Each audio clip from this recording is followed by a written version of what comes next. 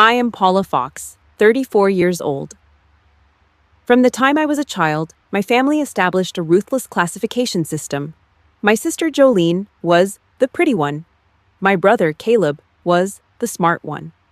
And I was imprisoned in a life sentence, the ugly one. Last July at the family reunion, Aunt Patricia pointed at me and tossed her head, saying to a strange woman right in front of 40 relatives, "This is the one our family never mentions." I stood there, silent. But there was one detail my family missed. That elegant woman wasn't a lost guest, and what she did next shattered my family's arrogance completely. Welcome to Noble Revenge, where the brutal truth pierces through the layers of fake family facades. If you've ever been the invisible one in your own home, this story is for you. Leave a comment and let me know the label your family forced on you. And if you're new, hit that subscribe button so you don't miss any of the action. The dust on my Silverado's dashboard was the only thing I recognized. 102 degrees. Ohio humidity. It stuck to the back of my neck like a wet wool blanket. I cut the engine. The silence of the suburbs always felt louder than a mortar line. I stepped down, my boots crunching on the gravel Mom insisted on having bleached every spring. I smoothed my olive drab t-shirt. Simple, rugged, exactly what they hated. I scanned the yard like I was assessing a breach point. 42 heads. The Fox clan was in full bloom. Jolene was at the center of the lawn. She looked like a curated Instagram post in a pale silk dress that probably cost more than my monthly housing allowance. She held a crystal flute of mimosa, her laugh cutting through the humid air like a programmed soundtrack. And then, she chirped, her voice carrying that practiced, breathless quality. The realtor said the ocean view was non-negotiable. Laughter followed, on cue. A rehearsed play I hadn't read the script for. I stepped onto the grass. Nobody turned, not even Dad. I headed for the welcome table, white linen. It looked like a field hospital for the elite, row after row of gold-foiled name tags, the calligraphy looping and expensive. I ran my finger down the cards, the C for Caleb, the J for Jolene, the P for Aunt Patricia. Empty. My name wasn't there, not in gold, not even in plain ink. "Oh, Paula," a voice rasped behind me. Aunt Patricia. She was already working on her third gin and tonic, her breath a mix of juniper and spearmint gum. She didn't look at me, she looked through me. "Momsy probably forgot you were coming. Typical." She reached into her wicker bag, pulled out a black Sharpie with a cracked cap, and tossed it onto the linen. It bounced once and rolled toward the gold-lettered cards like a smear of oil on a wedding dress. "Write your name on a piece of scrap paper, or use that duct tape in the kitchen. You're good with tools, right?" I looked at my hands. These hands had signed off on demolition charges for bridges in flood zones. They had hauled 300-pound slabs of concrete to save a trapped kid in West Virginia. Now, they were holding a dollar store marker. I grabbed a piece of masking tape. I wrote Paula Fox in block letters. Bold, brutal. I stuck it to my chest. It felt like a target. "Move along, dear," Patricia said, her eyes already tracking a useful relative. "You're blocking the view of the shrimp cocktail." The seating chart was Mom's version of a tactical deployment. The main table was under the canopy, draped in lace, reserved for the successes. I wasn't on the list. "Paula, honey," Mom called out from the patio, not looking up from her camera lens. "The kids' table is behind the oak tree. Plenty of room back there." The order was clear. Containment. I dragged a gray plastic chair across the grass. It creaked, the sound of cheap, sun-damaged resin protesting my weight. I sat down behind the massive trunk of the old oak. My table mates were 3 10-year-old cousins with faces smeared in Heinz ketchup and a toddler who was currently using a plastic fork to stab a hot dog. I sat straight. Habit. My spine didn't know how to slouch anymore.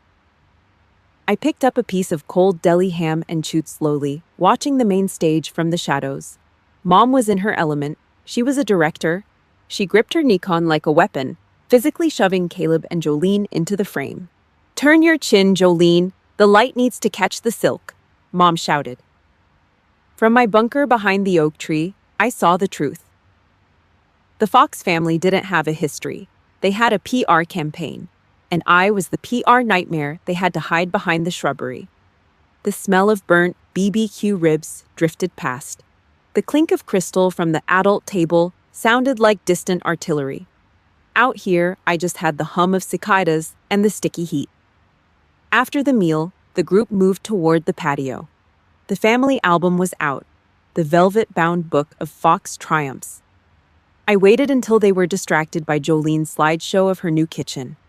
I walked to the sofa. I flipped through the pages. 200 photos, weddings, graduations, Jolene's first house, Caleb's law firm opening. I found myself 4 times. The clearest shot was from when I was 10. I was standing in the far corner of a Christmas party, half hidden behind a massive decorative urn. My face was a blur of uncertainty. Mom had flipped past it in half a second, her finger trailing over Jolene's velvet dress in the center of the page. I looked around. Nobody was watching the ugly one. I reached out. My calloused thumb caught the edge of the plastic sleeve. I slid the photo out. Quietly. I tucked it into the side pocket of my tactical pants. The rough, serrated edge of the old Kodak paper scraped against my fingertip. It felt sharp, hostile. It felt exactly like the scratchy, unwashed fabric of that yellow dress from years ago. The day the sentence was first passed, the day the grease stain on my collar became my identity. I rubbed the edge of the photo. The ghost of that 6-year-old girl whispered in my ear. She was still back there, standing behind the urn, waiting for someone to notice the stain. I looked at the main table. The crystal glasses were clinking. The laughter was rising. I'm not that girl anymore, I thought. But I still have the receipt. I stepped back into the shadows of the porch. The stolen photo, a cold weight against my thigh. 2 hours. 2 hours until the elegant woman in the silver sedan would arrive. 2 hours until the facade would crumble. But as the July sun beat down on my neck, all I could feel was the phantom itch of a dress that never fit. The rough edge of that 1998 Kodak photo in my cargo pocket feels like a jagged piece of glass. I close my eyes and the humid suburban air of 2026 bleeds into the stifling, airless heat of a June afternoon 22 years ago. The living room floor was a minefield of tissue paper patterns and scraps of tulle. White, pink, lavender. The colors of girls who were meant to be seen. My mother's foot worked the treadle of her Singer sewing machine. Whir clack, whir clack. It was the heartbeat of our house, a rhythm that meant something beautiful was being born for someone else. I stood in the doorway, scratching a mosquito bite on my shin, waiting, just waiting for a scrap of fabric that belonged to me. Mom didn't look up. Her eyes were fixed on the silk under the needle. Her jaw was set in that hard line I'd eventually learn to recognize as envy. Jolene needs the lace overlay, Mom muttered. The words were clipped, muffled by the straight pins held between her lips. She has that glow. She's made for the camera. Some children just carry the light better. I shifted my weight, the hardwood floor cool against my bare feet. I was 6. I still believed in turns. I still believed that if I waited long enough, the machine would hum for me. What about my dress, Mom? The machine stopped. The silence was heavier than the noise. Mom took the pins out of her mouth and looked at me. Not with love. With a cold, clinical assessment, like she was looking at a structural flaw in a basement wall. She didn't reach for the new bolt of cloth. She reached for a plastic bin in the corner, the one marked donations. She pulled out a heap of crumpled yellow fabric and tossed it at my feet. It hit the floor with a dull thud. It was Jolene's Easter dress from the year before.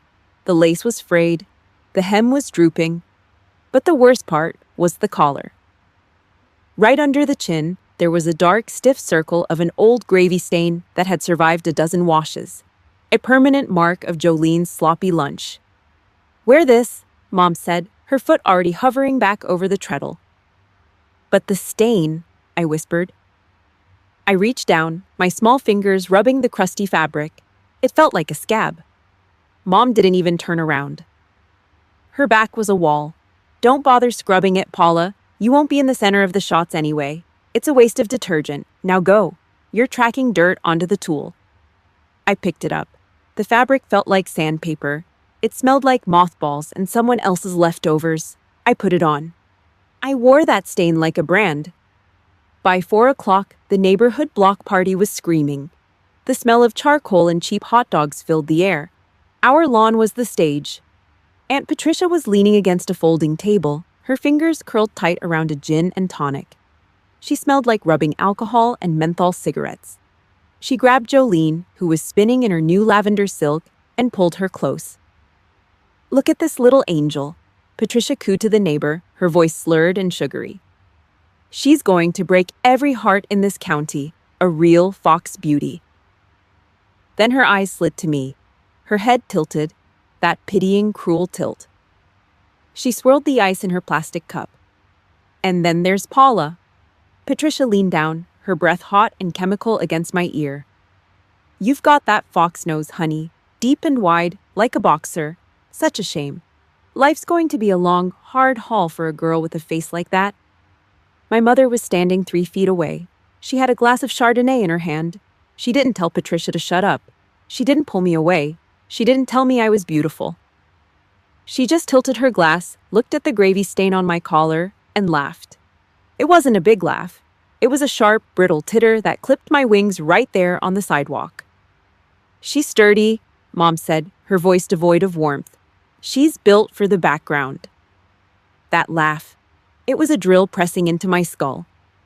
At 6 years old, I thought maybe if I was good enough or quiet enough, the stain would disappear. But standing there in the humid Ohio sun, I realized the ugliness wasn't on the dress. It was a sentence they had passed on me before I even knew how to argue. The photographer from the local paper clapped his hands. "All right, everyone. Family shot by the rose bushes. Smiles on." Jolene was front and center, her lavender silk catching the light. Caleb was on the other side, looking sharp in a clip-on tie. Mom adjusted Jolene's lace, her touch lingering and tender. I tried to slide into the edge of the group. I just wanted to be in the frame. Mom didn't even look at me. She just made a flicking motion with her hand, like she was shattering a fly. "Paula, honey, step back. You're blocking the light on your sister. Step back another foot. Behind your cousin." I took a step back, then another.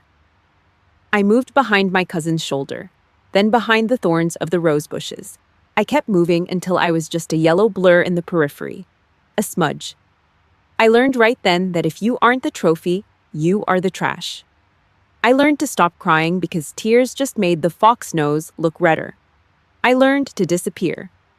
If you've ever felt like the person who had to step back so someone else could shine, you know exactly how heavy that yellow dress felt. I need to know I'm not the only one standing in the shadows. If you've ever been the family scapegoat, comment the word visible below. Let's show them we aren't hiding anymore. Like this video and subscribe to Noble Revenge. We're just getting started with the truth. I looked at the camera lens. I didn't smile. I just stared. "Perfect," the photographer said. Flash. In the final print, I was barely a shadow, but that shadow was already planning its escape. My current army uniform is crisp. My bars are level to the millimeter. Every morning, I starch my sleeves until they could cut paper. It's a defense, a shield against the girl in the yellow dress. I don't step back anymore. The attic of the Fox house was a furnace in mid-August, 104 degrees. The air was thick with the scent of insulation and dead cicadas. I was 16, crawling through the dust motes to find the boxes of Christmas tinsel Mom had ordered me to fetch. My knees scraped against the rough plywood. That was when I tripped over it. A heavy cardboard box, sealed tight with layers of silver duct tape that had turned gummy from the heat. On the side, written in faded black marker, were the words, "Diane, College." I knew Mom's official story. She was the devoted housewife, the martyr who gave up everything for her children. I picked at the tape. It peeled back with a screeching protest. I expected old sweaters or dried flowers. Instead, I found paper. Hundreds of sheets of high-grade vellum and tracing paper. I pulled them out. Architectural sketches, blueprints for bridges, load-bearing calculations for highway overpasses scribbled in the margins in a hand that was precise, clinical, and brilliant. These weren't the doodles of a bored student. This was the work of a pro. My mother, the woman who spent her days sneering at my math homework, had been a star architecture student. I dug deeper. A transcript from Ohio State. All A's. Then, a final notice of withdrawal. The date on the withdrawal form was 19 years ago, 5 months before Jolene was born. I sat back on my heels, the graphite dust from the drawing staining my fingertips. Everything clicked. The gears of the Fox family hierarchy finally locked into place. Mom didn't hate me because I had a fox nose or because I was ugly. She hated me because I was a mirror. Every time I brought home an A in trigonometry, she didn't see a successful daughter. She saw the ghost of her own career. Every time I spent my weekends building intricate balsa wood models in the garage, she didn't see a hobby. She saw the life she traded for a diaper bag and a husband she didn't respect. I wasn't the ugly child. I was the living, breathing evidence of her failure. I was the girl doing exactly what she had been forced to quit. Jolene was the golden child, because Jolene was the reason Mom had to stop. To hate Jolene would be to admit her life was a mistake. So, she hated me instead. It was easier to bury me in the basement than to look at the blueprints on the attic floor. I stayed up there for an hour, breathing in the mold and the broken dreams. When I finally climbed down, the house felt like a cage. 2 years later, I staged my breakout. It was a Tuesday morning. The kitchen smelled like burnt toast and the lemon-scented floor wax Mom used to keep the house looking like a showroom. I walked to the kitchen table and slid a thick envelope across the formica. "What's this?" Mom asked. She didn't look up from her coffee. "Acceptance letter," I said. "Full ride, the military academy." She didn't congratulate me. She didn't smile. She picked up the letter with 2 fingers as if it were a used tissue.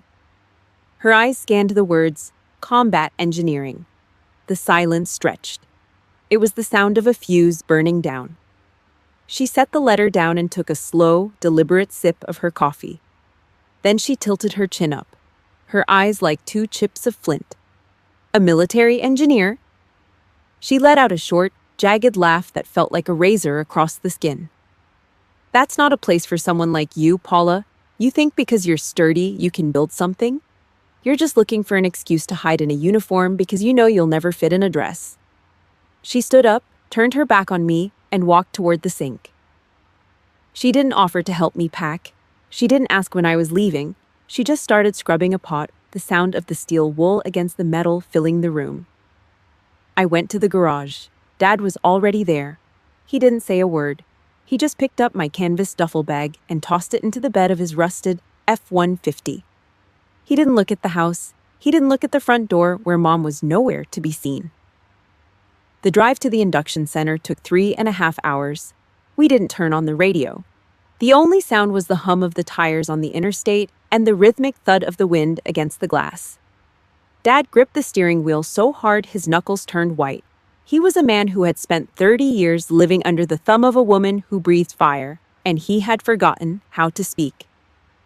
When we pulled up to the main gate of the base, the sun was just beginning to dip behind the barracks. The MP at the gate checked my orders. Dad put the truck in park but kept the engine running. The vibration rattled my teeth. He didn't hug me. He didn't look at me. He kept his eyes fixed on the razor wire atop the fence. He rolled down the window, let out a shaky breath, and his voice came out like gravel in a blender. "Paula," he rasped. "Yeah, Dad." "Go out there," he said. "Build something they can't ignore." I grabbed my bag. I didn't look back at the truck. I walked past the gate, my spine straight, my eyes on the horizon. Behind me, the engine roared as he pulled away. I was 18 years old. I had $75 in my pocket and a duffel bag full of cheap clothes. But for the first time in my life, I wasn't invisible. I was a soldier. And soldiers know how to dig in for a long war. The blades of the Black Hawk cut through the Appalachian mist like a serrated knife. Mud. Cold, gray, West Virginia mud that got into your pores and stayed there for weeks. At 25, I wasn't the ugly girl hiding behind a decorative urn at a party. I was a lieutenant. I was the one deciding which towns got power and which stayed in the dark. We rebuilt the grid while the floodwaters were still licking at the rooftops. I turned my father's final orders into rebar and concrete. I built things they couldn't ignore. By 28, I was a captain. I commanded a tactical unit tasked with restoring national heritage sites. I spent my days in steel-toed boots, breathing in sawdust and history. I had 3 medals pinned to my dress blues. National Defense Magazine sent a photographer to the base to capture the woman who could bridge a canyon and preserve a cathedral in the same breath. I was a commander in the dirt. But in the Fox house, I was still the smudge on the lens. 2 years ago. Thanksgiving. The air in the dining room was thick with the scent of roasted turkey and Jolene's expensive French perfume. The table was draped in white lace that probably cost more than my first truck. We were sitting under the warm glow of a chandelier, surrounded by the sterile, polished comfort of a life I'd spent 14 years trying to outrun. Jolene had been talking for 10 minutes. Her voice was a steady, breathless stream of maple finishes and bespoke hardware. She'd just finished a remodel on her kitchen. Apparently, the grain of the wood was a crisis of international proportions. It's about the statement, you know, Jolene said, waving a forkful of stuffing. The maple brings a certain warmth that the oak just lacked. Mom nodded, her eyes shining as if Jolene had just negotiated a peace treaty. It's magnificent, honey. You have such an eye for the finer things. I sat at the far end of the table, my back straight. Habit. My spine didn't know how to slouch even in civilian clothes. I looked down at my hands. They were clean now, but the calluses were thick. I felt the weight of the news in my pocket. A letter from the governor's office. I decided to speak. I shouldn't have. The West Virginia Dam Project, I said. My voice was too loud, too sudden for this room. My unit just won the State Preservation Award for it. The governor is coming to the site next month. The silence that followed didn't just happen, it arrived. It was a heavy, suffocating blanket that dropped over the table. 2 seconds. The sound of a silver fork clinking against a china plate felt like a gunshot in a library. Mom didn't look at me. Her eyes remained fixed on a spot somewhere over my left shoulder. She tapped a manicured fingernail against the mahogany table. Tap, tap, tap. That's nice, Paula, Mom said. Her voice was as flat as a stagnant pond. She didn't ask what the award was for. She didn't ask about the governor. She didn't even blink. Listen, could you pass the cranberry sauce? It's getting cold on this end. Jolene let out a soft, wet sound. A half smirk, half sigh. She drizzled the gravy over the turkey, her eyes never leaving her plate. A dam project. Sounds like a very time-consuming hobby, Paula. I honestly don't know how you find the energy for all that manual labor. I watched the bowl of cranberry sauce slide across the table. It was deep red, the color of a fresh wound. My medals, the weeks of sleeping in a Humvee, the thousands of lives my unit had protected from the next flood, it all meant exactly as much as Jolene's kitchen cabinets. It was just another hobby I used to avoid being a real woman. The sauce, Paula, Mom prompted, her tone sharpening. I handed it over. My hand didn't shake. I was a commander. Commanders don't show the breach in their armor. An hour later, I was in the kitchen. I stood at the sink, my back to the door, washing a heavy cast iron pan. I worked the scrub brush in tight, rhythmic circles, straight back, eyes on the task. I was a soldier in the shadows of my own home. The screen door to the patio creaked open. I heard the muffled clink of ice in a glass. Aunt Patricia and Mom. At least the girl stays busy, Patricia's voice drifted in, followed by a wet, gin-soaked chuckle. But Lord, Diane, did you see her face? No makeup. Those hands look like they belong to a dock worker. I wish she'd just spend 5 minutes on a skincare routine. It's embarrassing. I heard the soft thwack of Mom's hand hitting her palm. An appreciative clap. I know, Pat. Believe me, I've tried. But some things just can't be fixed. She was born for the dirt, I suppose. It's where she fits. I stopped scrubbing. The water was scalding, but I didn't feel it. I looked at the grease floating in the sink. I looked at the reflection of my own tired eyes in the window glass. I am a captain in the United States Army, I thought. I have led men through hell. I have built bridges where there was only ruin, and to them, I am just a failed cosmetic project. I turned off the faucet. I didn't dry the pan. I grabbed a kitchen towel, wiped the grease onto the fabric, and threw it into the sink with a dull splash. I didn't say goodbye. I didn't go back into the dining room to endure the dessert.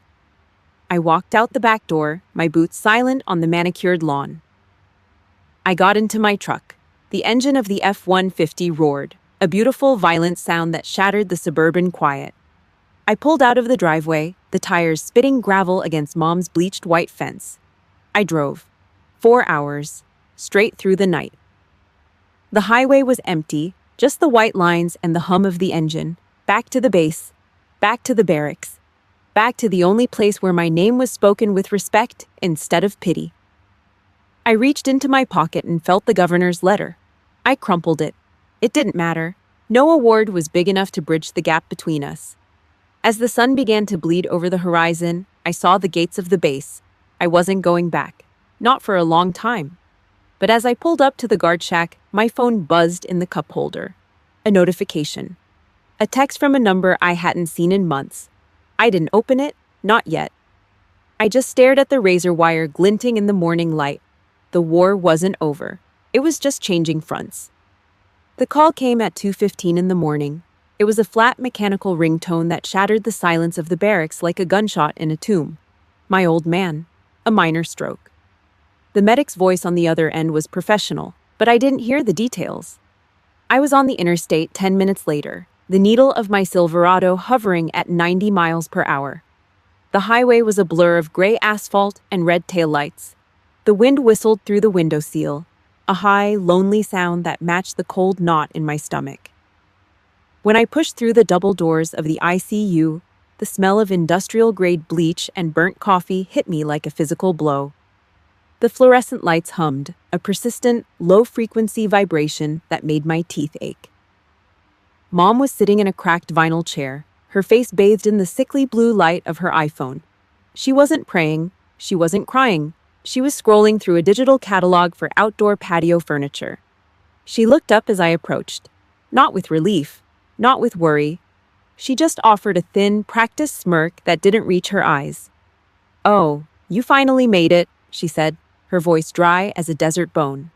"How surprising! I figured you were too busy playing soldier to bother with a little family warmth.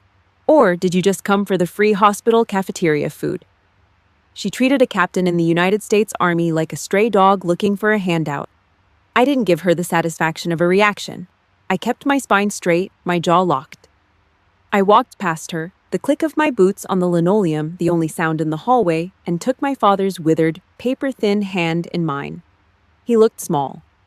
For the first time in my life, the man who had driven me to the gates of my future looked like he was already part of the past. A week later, the house was a morgue. Dad was stable but confined to the first floor, the medical bills piling up on the kitchen counter like a slow, white avalanche. Mom had checked out, retreating into her bedroom with her wine and her bitterness. I took it upon myself to handle the wreckage. I went to Dad's office. It was a cramped, damp box at the back of the house that smelled of old tobacco, stagnant air, and the slow decay of ignored dreams. It was a tomb for unfiled paperwork.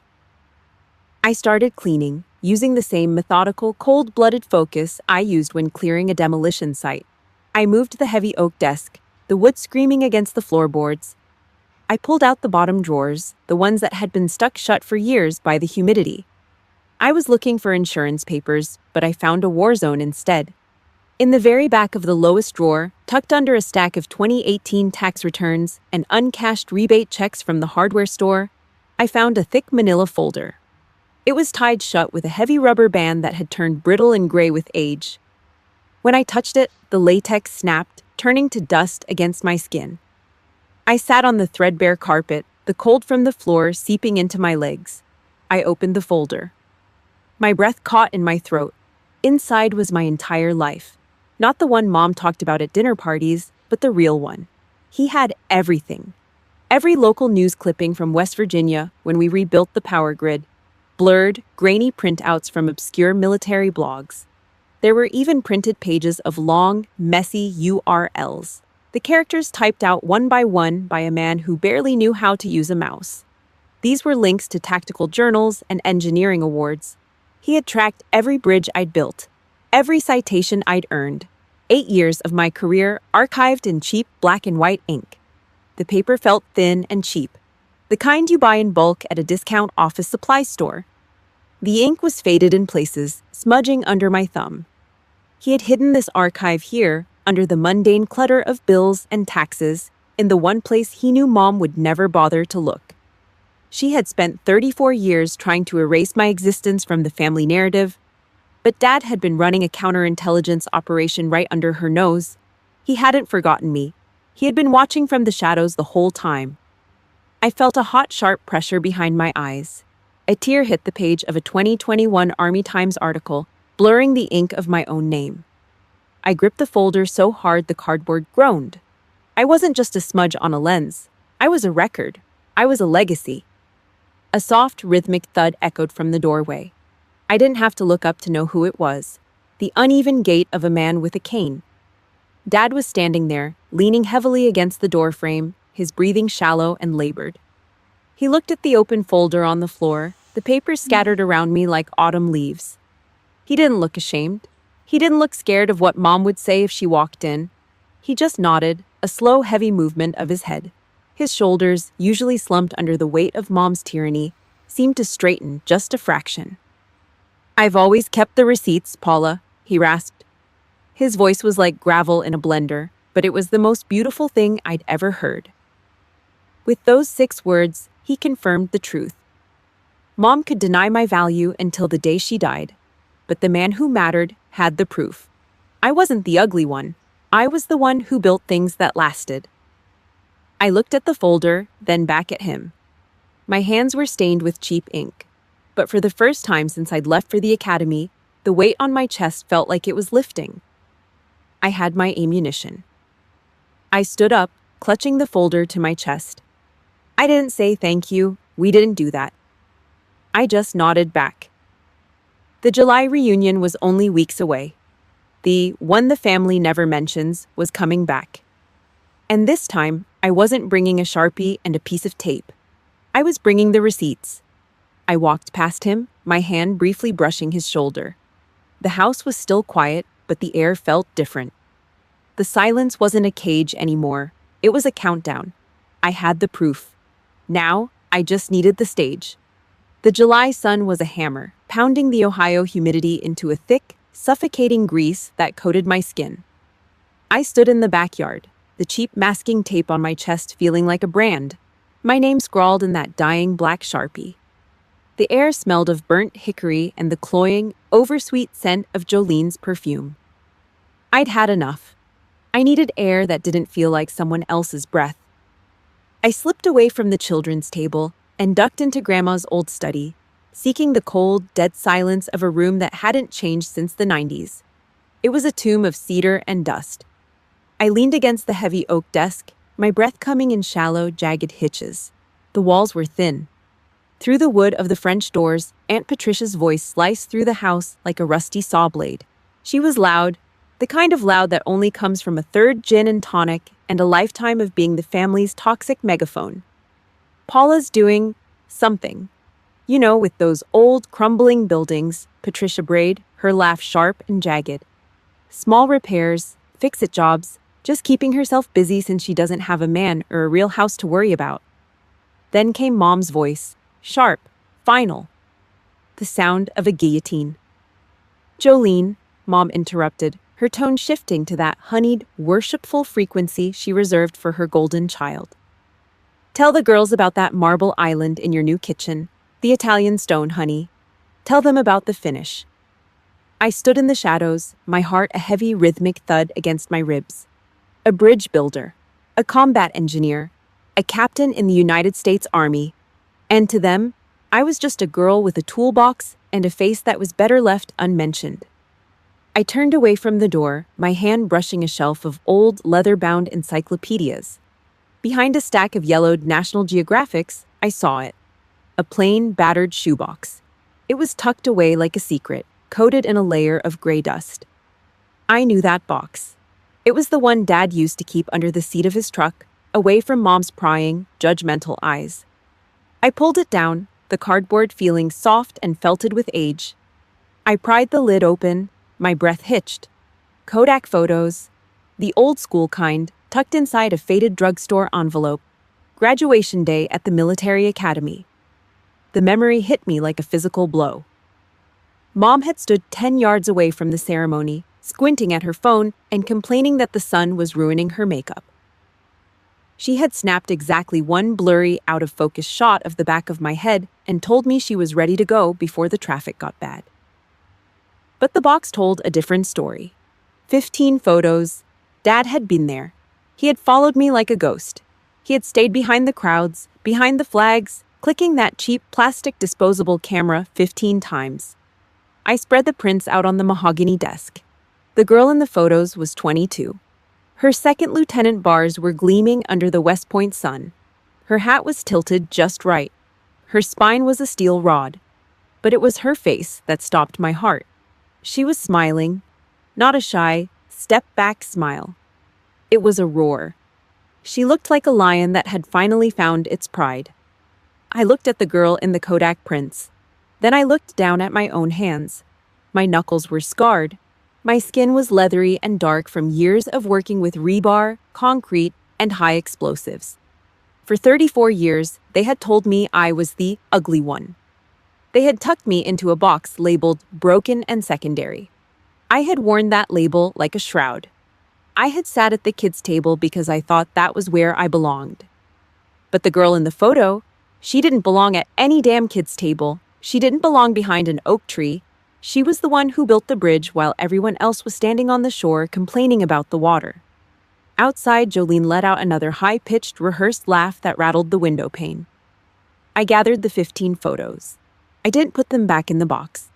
I slid them into the side pocket of my cargo pants, feeling the sharp, serrated edges against my thigh. I stood up. I didn't slouch. I didn't hide. I smoothed the wrinkles out of my shirt and pulled my shoulders back until my spine felt like the steel girders I spent my life inspecting.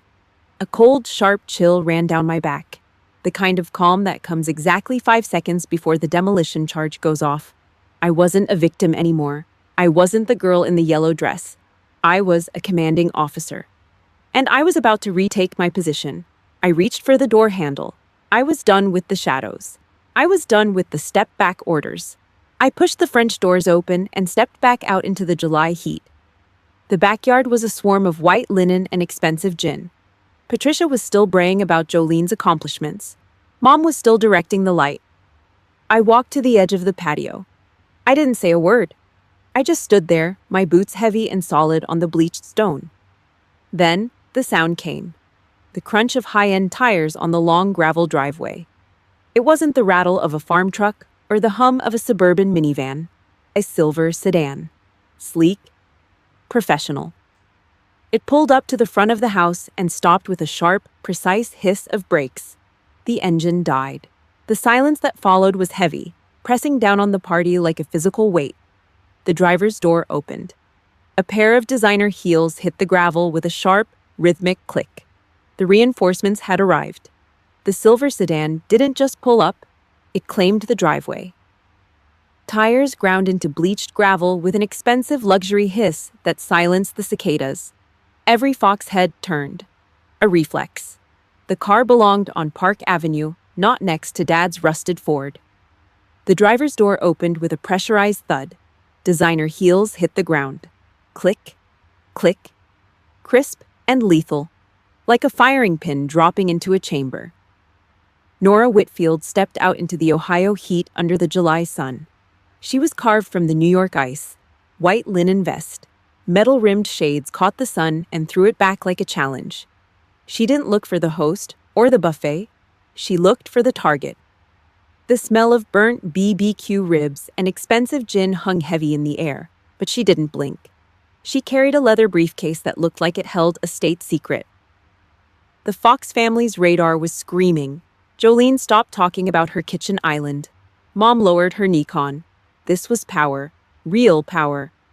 not the kind you buy at a suburban mall. Nora didn't head for the main table. She walked past the successes and headed for the shade of the old oak tree. My bunker. She pulled out the plastic chair opposite me. The sun-damaged resin creaked. She sat down, her back straight as a soldier's. We didn't hug. We didn't do warm. We did results. Aunt Patricia hurried over, clutching a gin and tonic like a shield. She stepped between us before I could speak. She threw Nora a smile that was all teeth and desperation. "Oh, hello," Patricia brayed. Her breath was a spill of juniper and peppermint. "I'm Patricia. You must be lost. The real party is over here. We've got the good shrimp and imported cheese." Nora didn't look up. She unlatched the metallic silver buckles of her briefcase. Patricia didn't take the hint. She pointed a manicured finger at me, her lip curling in familiar cruelty. "Don't mind her. Every house has one. Slow, plain. This is the one our family never mentions. The ugly fox. If she's bothering you, I can have her move back to the garage." Patricia expected Nora to laugh. She expected a shared look of pity. The world stopped. Nora's hands froze on the leather flap. The air under the oak turned to frost. She slid her shades down. She looked at Patricia. It wasn't a look, it was a biopsy. She looked at Patricia like she was a smear of grease on a white rug. I didn't say a word. I caught Nora's eye and gave a single, sharp nod to her. Fire for effect. Nora stood up. She dominated the backyard. Patricia withered, her gin sloshing over the rim. Nora reached into her briefcase and pulled out a heavy, glossy portfolio. It was thick. It was dangerous. She walked to the main table. Jolene was mid-bite. Nora slammed the portfolio down. Thwack! It hit the table with the weight of a lead pipe, sending a silver fork flying and pinning Jolene's bowl against the lace. Mom stepped forward, face a mask of confusion. "Excuse me? Who are you?" Nora ignored her. She flipped the cover open. "I'm not here for the shrimp," Nora said. Her voice was a cold wind off the Hudson. "My name is Nora Whitfield. I'm senior editor at American Infrastructure." She pointed at a photo on the first page, a majestic structure in West Virginia. That building was scheduled for demolition. Nora's voice rose, silencing 40 relatives. "Your daughter saved it. She rebuilt the soul of that town. The council just voted. They're naming the library after her." Nora flipped to the final page, the cover for next issue. It was me. Full color, no makeup, just the uniform and the look of a woman who owns the ground she stands on. "Paula Fox is one of the most significant combat engineers in this country," Nora said, her eyes locking on to Mom. "The Pentagon calls her, the governor calls her." Nora leaned in, her shadow falling over Mom's dress. Her voice dropped to a lethal whisper. "And she's your daughter. I assumed the family would be celebrating. Or is it that you just didn't know?" Mom's mouth opened. No sound came out. Jolene stared at the portfolio like a live grenade. Patricia stood frozen by the oak. The silence was absolute. The ugly fox had burned down the forest. If you've ever waited for truth to hit table like sledgehammer, you know how air felt. We've all been the one they never mention until we become the one they can't ignore. If you're ready to see Fox Empire crack, hit that like button now. Comment revenge if you've ever had a Nora stand up for you, or if you're finally standing up for yourself. Subscribe to Noble Revenge.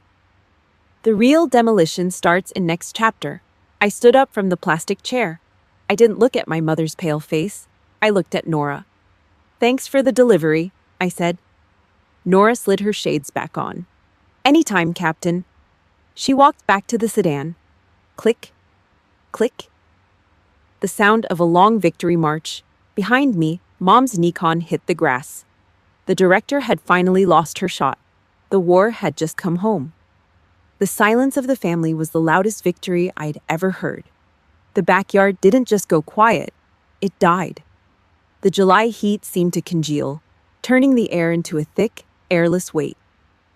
Nora's silver sedan was already a vanishing speck of chrome on the main road, but the silence she left behind was louder than any engine. 40 Fox relatives stood frozen. Aunt Patricia's hand was shaking so hard the ice in her gin and tonic sounded like a frantic telegraph. Jolene's face was the color of curdled milk. She slowly turned her iPhone face down on the lace tablecloth, hiding the image of the marble kitchen island that suddenly looked like a toy from a dollhouse. Then, the mask began to stitch itself back together. Mom took a sharp, jagged breath. She forced a smile onto her face, but it was a brittle, ugly thing, like cheap porcelain glued back together after a smash. She smoothed her linen dress with palms that were slick with sweat. "Well," Mom said, her voice a pitch too high, a practiced warble of fake grace. "Of course we knew. We've always been a family of faith and pride. We didn't want to make the other children feel less than by bragging about Paula's little government jobs." "Right, Gerald?" Dad didn't look up. He just gripped his cane and stared at his boots. "I was just joking earlier," Patricia chimed in, her voice a desperate, alcohol-soaked rasp. "You know how it is. Family teasing. It keeps the ego in check. We're so proud, Paula. Truly." The lie was a house of cards in a hurricane. It collapsed when Samantha, my 16-year-old niece, broke the circle. She lunged for the portfolio on the table, her eyes wide. "A building!" Samantha yelled, her voice cutting through the fake suburban politeness like a chainsaw. "Aunt Paula, you have a whole damn library named after you. This is insane." "Mom, why did you say she just fixed leaky pipes at the base?" The air left the yard. Diane Fox didn't look at her granddaughter. She looked at me. Her eyes weren't filled with motherly pride. They were filled with the cold, concentrated venom of a cornered predator. "Kitchen! Now!" Mom hissed. She didn't wait. She turned on her heel and marched toward the house. I followed. My boots felt heavy, grounding me to the earth while the rest of the family hovered in the wreckage of their own arrogance. We stepped into the kitchen. The fluorescent lights overhead hummed a low, buzzing frequency that made my skull itch. The smell of burnt garlic and lemon-scented floor wax was suffocating. This was her kill zone. The place where she'd spent 30 years breaking my spirit between the stove and the sink. Mom turned. She didn't look small. She looked bloated with rage. Her chest was heaving, the pearls at her neck bobbing like white buoys in a storm. "How dare you?" she rumbled, her voice a low, lethal vibration. "How dare you bring a stranger into my home to humiliate me in front of my friends? After everything I gave up, after the years I spent making sure you had a roof and a bed?" The Darvo playbook. Deny. Attack. Reverse victim and offender. I watched her lips move, and I didn't see a mother. I saw a failing commander trying to gaslight a scout who had already seen the map. "You're playing the martyr again, Diane," I said. My voice was flat. I stood with my feet shoulder-width apart, my hands at my sides. I was a soldier in a bunker, and she was firing blanks. "I am your mother," she shrieked. A bead of sweat rolled down her temple, carving a line through her expensive foundation. I sacrificed my youth. I could have been anything, but I stayed here. I raised a girl who grew up to be a cold, heartless ingrate. I took a step forward. The linoleum creaked. I didn't yell. I didn't have to. "I was up in the attic, Mom," I said. She froze. The shriek died in her throat, replaced by a wet, clicking sound. "I saw the box," I continued. "The blueprints. The 19-year-old withdrawal from Ohio State. The graphite dust is still on the sketches. You were a brilliant architect. You were a star. And then you got pregnant with Jolene. You had to quit. You had to trade a drafting table for a diaper bag." The color drained from her face. She looked gray, her skin sallow under the harsh kitchen lights. She looked like a ghost in a floral dress. "Every time I built something, you didn't see my success," I said, my voice dropping to a whisper that felt like a blade. "You saw your own ghost. You hated me because I lived the life you threw away. You made me the ugly fox because you couldn't stand to look at a version of yourself that didn't fail. But here's the thing, Diane. You were talented. You could have been great. But your failure is not my fault." She didn't hit me. She didn't scream. She just recoiled as if I'd thrown a bucket of ice water in her face. She stumbled back 3 steps, her hip hitting the plastic trash can with a dull thud. Her eyes were wide, vacant, and terrified. She had spent a lifetime making sure I felt small so she wouldn't feel like a mistake, and I just handed her the bill. She didn't say a word. She turned and fled. She didn't go back to the party. She bolted toward the hallway, the sound of her heels frantic on the hardwood, and slammed the bathroom door. I heard the lock click. The queen of the suburbs was hiding in a 5x5 room with a toilet and a stack of gossip magazines. The screen door behind me groaned on its hinges. Jolene was standing there, her silk dress stained with a drop of mimosa. She looked at the empty kitchen, then at me. "Are you happy now?" Jolene whined, her voice thin and petulant. "Mom is a wreck. The party is ruined. Why do you always have to make everything about you, Paula? Why can't you just be the quiet one for once?" I didn't answer her. I didn't even blink. I walked past her, my shoulder brushing hers. I reached for the handle of the aluminum screen door. I stepped out onto the porch. The cicadas were screaming again. I pulled the door shut behind me. Clang. The aluminum frame hit the track with a sharp, metallic finality. A clean break. I didn't look back at the window. I didn't look at the 40 people staring at me from the lawn. I just started walking toward my truck. But as I reached for the door handle of the Silverado, a hand caught my elbow. It wasn't Mom. It wasn't Jolene. It was Dad. And he was holding a set of keys I hadn't seen in 20 years. The porch steps groaned under my boots. I walked back out into the July glare, the air under the canopy now feeling like a tomb. Nora was at the silver sedan, her hand on the door handle, her work finished. Aunt Patricia was scurrying after her like a stray dog begging for a scrap of dignity. Her gin and tonic sloshed over her knuckles, the smell of juniper sharp and pathetic in the heat. "Nora, dear, you have to understand," Patricia brayed, her voice a frantic, high-pitched rasp. "It's a family joke. We're a close-knit group. Paula knows we love her. We play around. It's the Fox way." Nora didn't look at her. She didn't even slow down. She stopped at the driver's side door and looked at Patricia through those metal-rimmed shades. The sun caught the glass, blinding the older woman for a split second. "20 minutes ago, you called her the one no one mentions," Nora said. Her voice was a flat New York frost that cut right through the Ohio humidity. "You called her slow. You called her plain." "I don't think you're joking, Patricia. I think you're just small." Patricia's mouth worked, but no sound came out. She looked around for support, for someone to join the lie. She looked at Uncle Ray, who had been sitting in the same lawn chair for 40 years, watching the world through the bottom of a Budweiser can.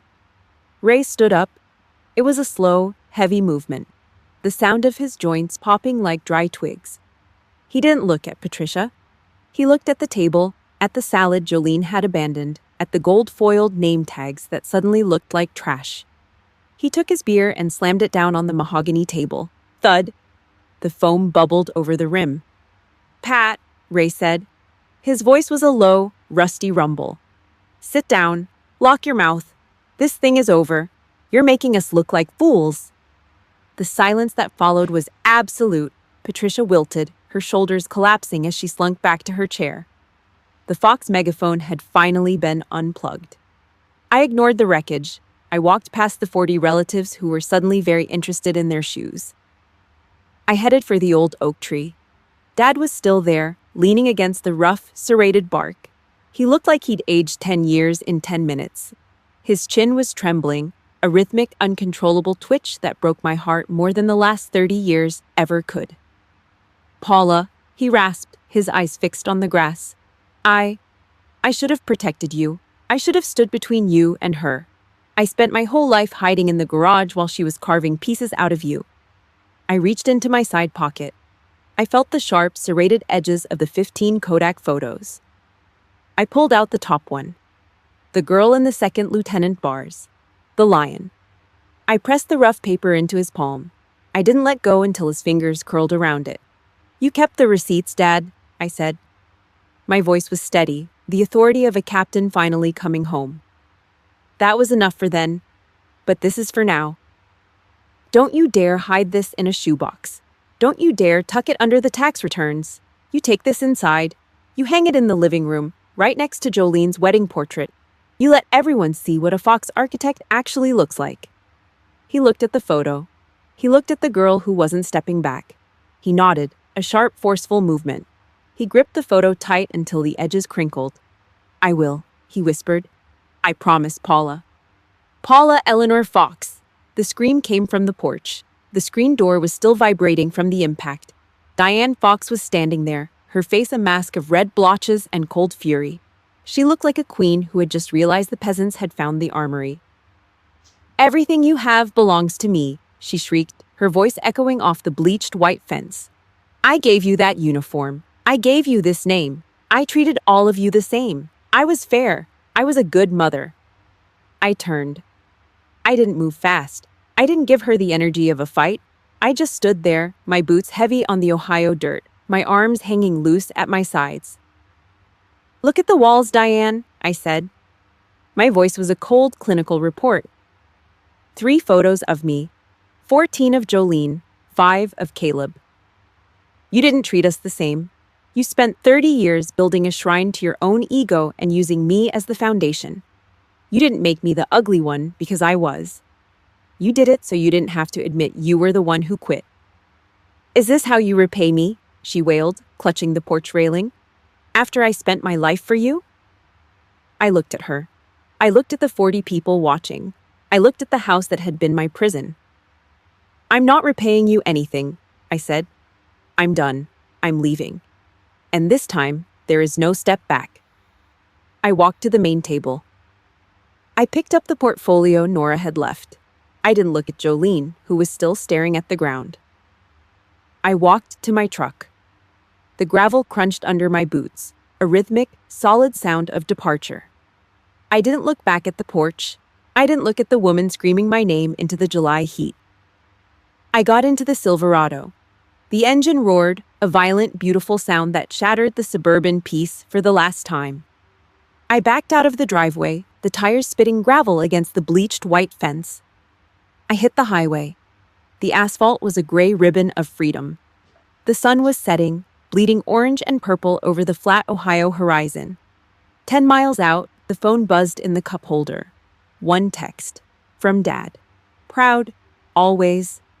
I pulled the truck onto the shoulder. I put it in park.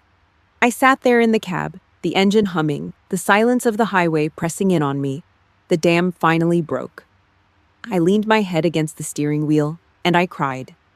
Not for the pain, not for the 34 years of ugliness. I cried for the girl in the yellow dress. I cried until the mud of the Fox house was washed out of my soul. I wiped my eyes with the back of my calloused hand. I put the truck in drive. The road ahead was wide, dark, and mine. The retreat was over. The life was just beginning. The October issue of American Infrastructure didn't arrive with a fanfare. It showed up in a plain brown mailer at the base post office, smelling of fresh ink and industrial adhesive. I pulled it out while standing in the gravel lot, the morning frost still crunching under my boots. There I was, front and center. No airbrushing, no soft lighting to hide the scar on my chin or the lines around my eyes from a decade of squinting at sun-scorched blueprints. Just a major in a hard hat, standing in front of a bridge that was supposed to be a pile of rubble. The headline was simple: The Architect of the Invisible. Word got back to the house in Ohio. Dad didn't call, but I knew what happened. He told me in a brief 3-word email. He'd taken the magazine, bought a heavy oak frame from the hardware store, and hammered a nail into the living room wall, right next to Jolene's high-gloss wedding portrait. Mom didn't say a word. She reportedly walked past it every day, her eyes fixed on the floorboards, treating my success like a stain on the rug she couldn't scrub out. Jolene sent a text 2 days later. "Congrats on the magazine. Looks like you're finally getting some attention." I didn't reply. I didn't feel the old sting, the desperate need to explain or defend. In my mind, that unit had been disbanded. The Fox family empire was a ghost town, and I was finally out of the blast radius. Thanksgiving rolled around a few weeks later.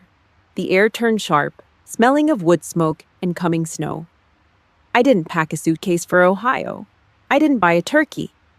Instead, I climbed into my truck and drove south, away from the suburbia that had nearly choked the life out of me.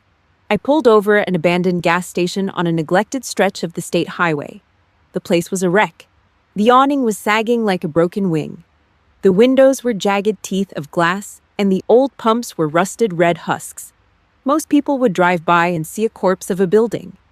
I saw a skeleton waiting for skin. I hopped out of the Silverado, the wind whistling through the cracked panes with a high, lonely sound. I pulled a steel tape measure from my belt. Zing. The metal was cold against my palm. I started taking notes on a grimy clipboard. Coordinates, footings, the load-bearing capacity of the old timber. I wasn't just looking at a gas station, I was planning a community library. A place for kids who didn't fit in to find a book and a quiet corner. I've always been drawn to the things the world throws away. Maybe because I know what it's like to be discarded. I spent the afternoon in the dirt, breathing in the smell of old oil and damp concrete. It was the best Thanksgiving I'd ever had. No passive-aggressive comments about my skin. No step-back orders. Just the work. By the time I got back to my workshop at the base, the sun was beginning to dip, throwing long golden spears of light across the metal workbench. The room smelled of sawdust and CLP. It was quiet. The kind of quiet you only get when the war is actually over. I reached under the workbench and pulled out a heavy olive-drab ammo can. The latch opened with a sharp, metallic clack that echoed off the corrugated steel walls. Inside wasn't ammunition. It was my history. I pulled out the old photo, the one from the attic. The 10-year-old girl in the ragged yellow dress, hiding behind a terracotta pot like she was trying to apologize for existing. Her eyes were wide and filled with a fear I could still feel in my marrow if I leaned in too close. I laid that photo down on the steel table. Right next to it, I placed the October issue of the magazine. The contrast was violent. The girl who was told she was the ugly one versus the woman who was a national headline. The girl who was a failed project versus the major who built bridges over canyons. I stared at them for a long time, the shadows stretching across the floor until they touched my boots. I reached out and ran a calloused thumb over the face of the child in the yellow dress. The paper was soft, almost felted with age. "Still her?" I whispered. I smiled. A real one. Not the defensive smirk I'd used as a shield for 30 years. I realized then that you can't fix a foundation that's been rotten from the start. You can't negotiate with people who need you to be small so they can feel big. You don't try to renovate a house that was built to be a cage. You just walk out, you find a new piece of ground, and you build your own damn fortress. A massive weight, one I'd been carrying since I was old enough to walk, finally hit the floor. The truth was simpler than any blueprint I'd ever drawn. I was never the ugly fox. I was never the mistake. I was never the smudge on the lens. I was just in the wrong room. And now, I've got the whole world to build in. Paula Fox's story ends here, but our journeys are just beginning. Sometimes the sweetest revenge isn't about causing pain. It's about living a life so brilliant that they lose the privilege of even having a place in it. If you've ever felt like the abandoned child or the one no one bothers to mention, just remember, you aren't broken, you were just in the wrong room. Don't forget to like, subscribe, and comment build if you're ready to start building your own fortress. Noble Revenge. Thanks you for standing by Paula until the very end.